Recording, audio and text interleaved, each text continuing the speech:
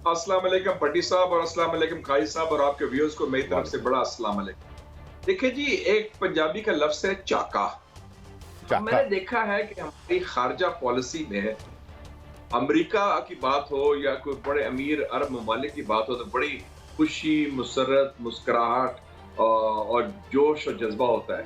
जब हम ज़िक्र करें रूस का, ज़िक्र करें इस्लामी जमहूरिया ईरान का, तो पता नहीं वो चाका है क्या कि हाथ मलने शुरू हो जाते हैं हम, पसीने छूटने शुरू हो जाते हैं। फिर हम खबे सजे देखते हैं कि यार वो फलाना क्या कहेगा, फलाना क्या कहेगा, फलाने से पूछ लें। बात ये है कि आप अपने मफाद में फैसले करते हैं। जो जानदार लोग होते हैं, जहाँ जानदार क़यादत होती है, और वो देखते हैं कि हमारे अवाम, हमारे मुमलिकत के मफाद में क्या चीज़ है। चाहे सियासी हो, चाहे खारजा पॉलिसी हो या कौमी सलामती के हो। ये नहीं कि जी वो एनओसी लेना है किसी से, तो यही प्रॉब्लम है। अभी मैं साउथ अफ्रीका से होके आ रहा हूँ, ब्रिक्स कॉन्फ्रेंस से, वही रूस के खिलाफ इतना महाज था। अगला कॉन्फ्रेंस रूस में हो रही है। ईरान को आप कहते थे तनहा रह गया, उसके पीछे सैंक्शन लगाए हैं, पाबंदियां, वो मेंबर बन गए ब्रिक्स का अलॉन्ग विद सऊदी अरेबिया। दुनिया तब्दील हो रही है लेकिन हमारी सोच माजी में फंसी हुई। अच्छा मुशाहिद साहब, ये जरा रहनुमाई फरमाइए, आपकी पाकिस्तान ना सियासत बल्कि बैन अल-अक़वामी तौर पर भी बहुत गहरी नज़र है और शोबा सहाफ़त से भी आप वाबस्ता रहे हैं।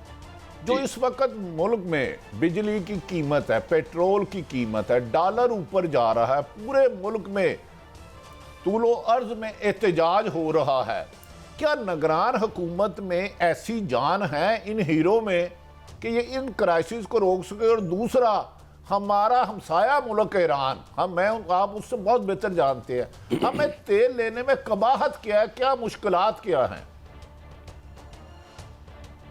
देखें जी, निगरान बेचारे तो जुमा 9 दिन हुए आए हैं। वो बड़े शरीफ लोग हैं, उनका वो बल्कि सब लोग इतनी, जो आप लोग इतनी जिक्र कर रहे थे, फलां आएगा, फलां जाएगा, फलां का नाम है, ये नाम किसी स्पेशल लिस्ट में था, किसी सियासी लिस्ट में था भी नहीं, और सडनली नाम आ गए और सब ने कहा यस सर, सलाम साहब। तो आप ये देख लें कि इनके तो बात छोड़ें, ये पहले के मामला चल रहा है, IMF का हमने मुआहदा किया। और असल बात है भट्टी साहब कि हम मुश्किल फैसले नहीं कर पाए। आप 2 अरब रुपया आपका रोज लॉस होता है एनर्जी का, वापडा का। आपने कोई फैसला किया उसके ऊपर, रोज PIA का लॉस होता है, स्टील मिल का लॉस होता है। 10 साल हो गए हैं, हुकूमतें आई हैं गई हैं, फैसला नहीं कर सकते, मुश्किल फैसले नहीं कर सकते। हम कहते हैं बड़े मुश्किल फैसले करेंगे, कौन से मुश्किल फैसले किए? हमने वो फैसला किया, IMF ने जो आपने कहा आपने उसी पर साइन कर दिया। वो फैसला तो नहीं ना, वो आपको कहा गया, आपने मंजूर कर लिया। ईरान आप देखें, हर रोज 13 lakh litres, 1.3 million litres Iran से डीजल ऑयल जो है वो पाकिस्तान में आता है। उसे कहते हैं ऑफिशियली स्मगलिंग, जिसमें सब अपने हाथ रंगते हैं और फिर वो बिकता है पाकिस्तान में, और फिर भी सस्ता बिकता है। तो हम थोड़ी सी हिम्मत करें। Turkmenistan, Afghanistan, Pakistan, India pipeline की बात है, तापी, ईरान पाकिस्तान पाइपलाइन की बात है, रूस आपको पाइपलाइन बनाने को तैयार है।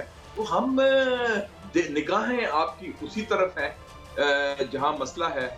वॉशिंगटन देखते हैं आपके, IMF क्या कहेगा, वर्ल्ड बैंक क्या कहेगा।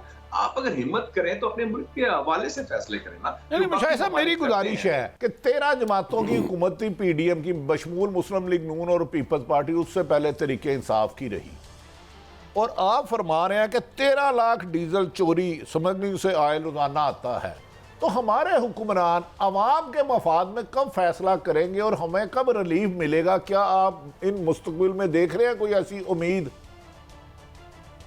जब खौफ का खात्मा होगा और जब आप दबंग तरीके से वो फैसले करेंगे जो पाकिस्तान के कौमी मफाद में है और पाकिस्तान के अवाम के मफाद में है, ना कि उस खौफ से कि फलां क्या कहेगा, फलां से NOC लो, अमेरिका नाराज हो जाएगा या IMF नाराज हो जाएगा। आप वो फैसले करें और हिम्मत से करें, हिम्मत हौसले की बात है।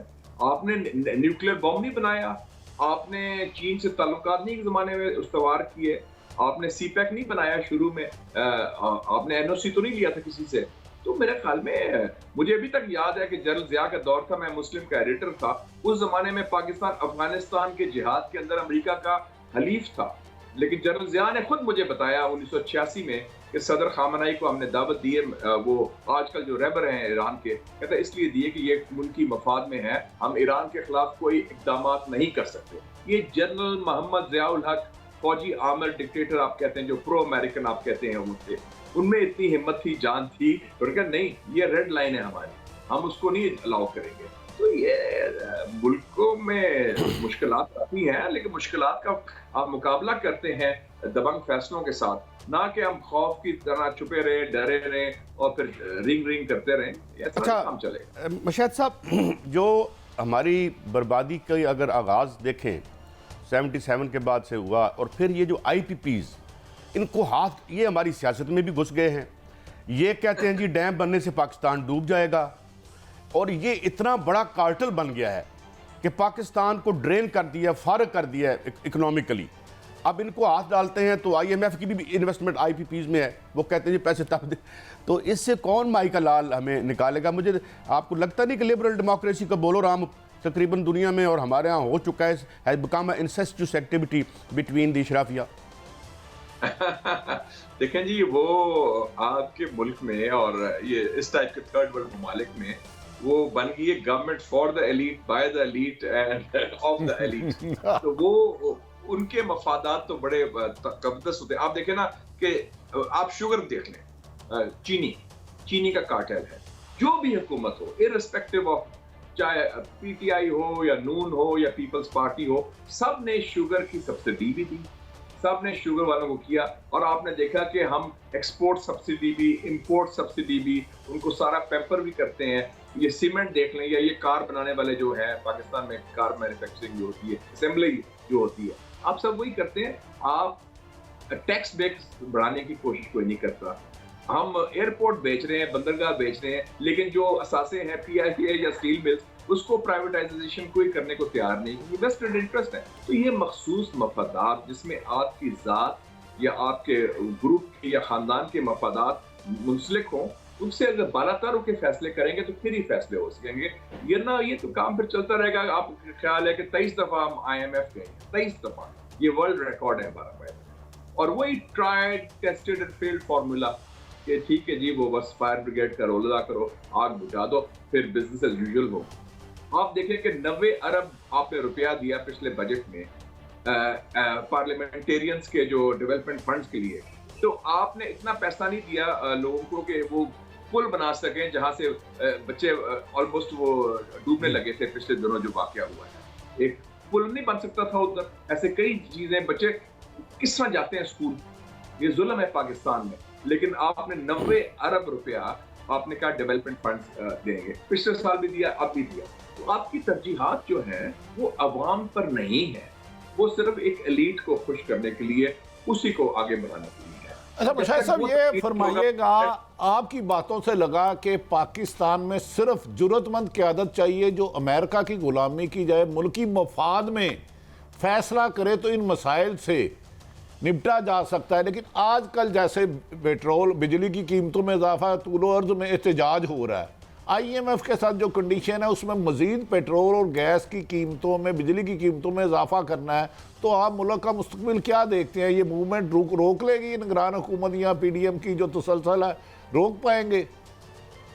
دیکھیں جی، میں امریکہ کو بھی نہیں بلیم کرتا، امریکہ بیچارہ خود اب برا حال ہو گیا۔ میں امریکہ پڑھا بھی ہوں 4 سال، میں جاتا بھی رہتا ہوں، امریکہ کا اب وہ حال نہیں رہا، امریکہ کی وہ قوت نہیں رہی۔ اب تو وہ اقبال نے جیسے کہا تھا، علامہ اقبال نے، دیکھ مشرق سے ابھرتے ہوئے سورج کو دیکھ۔ ایک نئی دنیا ابھر رہی ہے، چین ابھر رہا ہے، ایشیا ابھر رہا ہے، ساؤتھ افریقہ ابھر رہا ہے، برکس ابھر رہا ہے، نئی دنیا قائم ہو رہی ہے۔ امریکہ تو کافی حد تک کمزور ہو گیا ماضی کے برعکس۔ تو امریکہ لیکن ہماری ذہن میں ضرور ہے، اور حکمران طبقے کے لیے وہ امریکہ کا وہ بڑی دہشت ہے اور جبر ہے۔